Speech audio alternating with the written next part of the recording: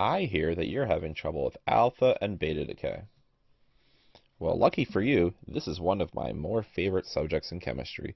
So strap in as we go down the rabbit hole of nuclear emissions. Da da da da. Alright, so first, let's start with basics.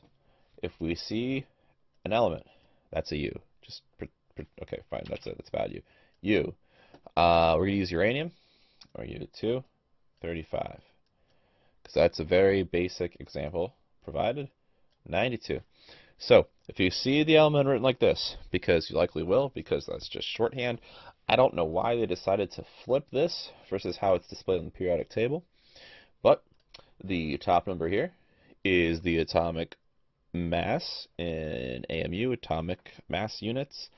This happens to just be the average of all the different isotopes for an element. It's not like the traditional weight of the element.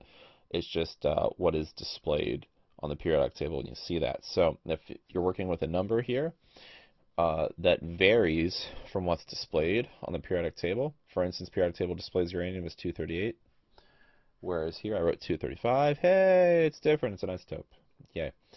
The bottom number, 92, which I have right here, that is the atomic number, which is the electrons, which is the protons. They are the same number.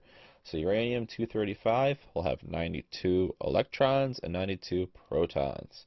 If you wanted to figure out how to get the amount of neutrons, you do 235 minus 92. That gives you the neutrons, because the atomic weight is just protons plus neutrons. Cool. K. Lovely. Easy. Now that we understand how to read that, let's do a problem with that. Sticking with uranium-235, we'll do this. So that is a circle. Hello, how are you? Where's my pencil? Pencil. Cool. So, oh my gusta. Why is this so hard? All right, you. 235.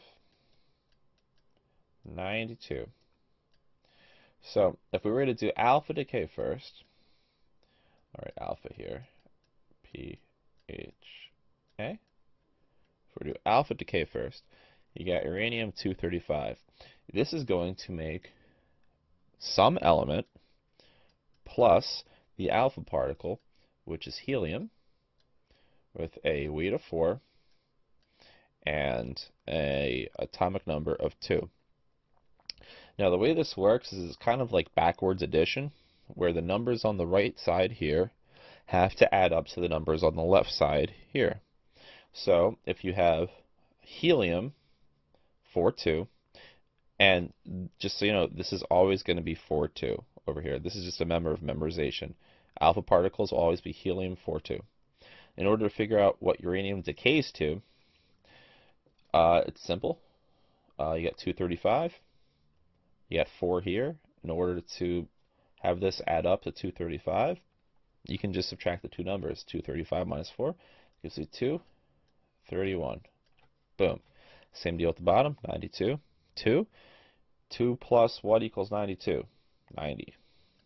That's a funky looking 9. And this happens to be thorium. How did I know that it was thorium? I took the 90. I looked on the periodic table. What element is 90? Thorium. Boom. Like I said earlier, 231 here might not be the same on the periodic table. That's okay.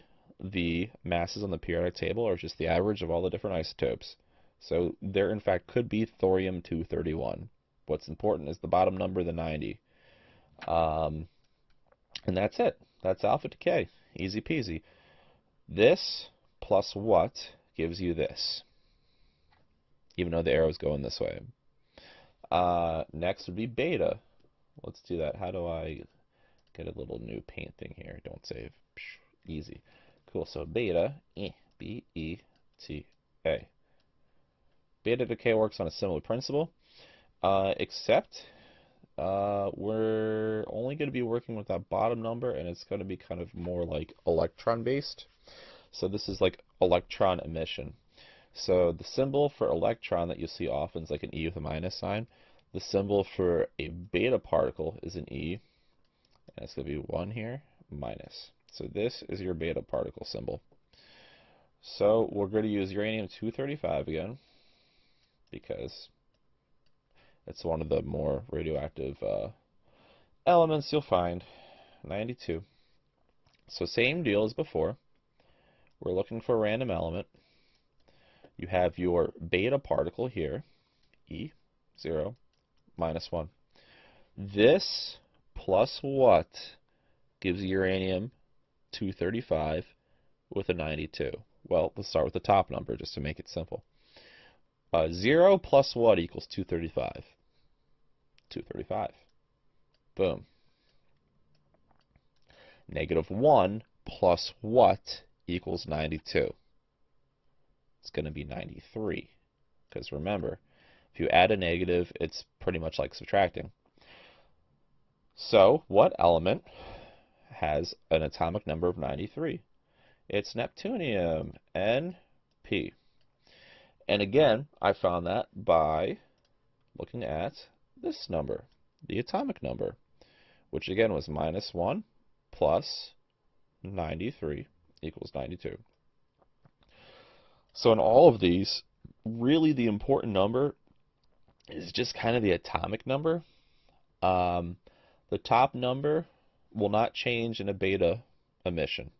It'll only change in the alpha because that helium particle, again, He, is a 4 and 2. So you got beta.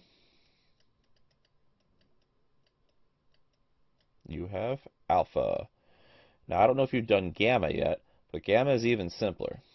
I'm just going to do that just to be G, A, M, M, A, gamma. Now, the gamma is like a funky Y thing, and this one's the easiest because 0, 0. There's no weight, there's no electron-proton change. So if we stick with uranium-235, 92, what element will happen if you have a beta emission from uranium-235? Well, 0 plus what equals 235? 235. 0 plus what equals 92? 92.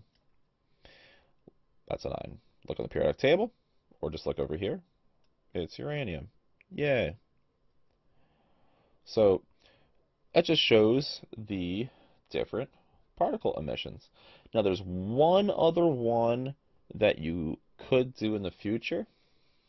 It's called electron capture, and it's really the only one that you'll see where the uranium would be like on the other side, but it just works on the same principle. So if you understand how to kind of like work backwards with this, you should have no issue working with that. Just works on layers. So you have alpha, you have beta, and you have gamma. If you just memorize what these are and you remember how to add backwards, easy peasy. And it's not a large concept that would take up too much time in a chemistry class anyway. Okay, I think that's it. I think that makes sense.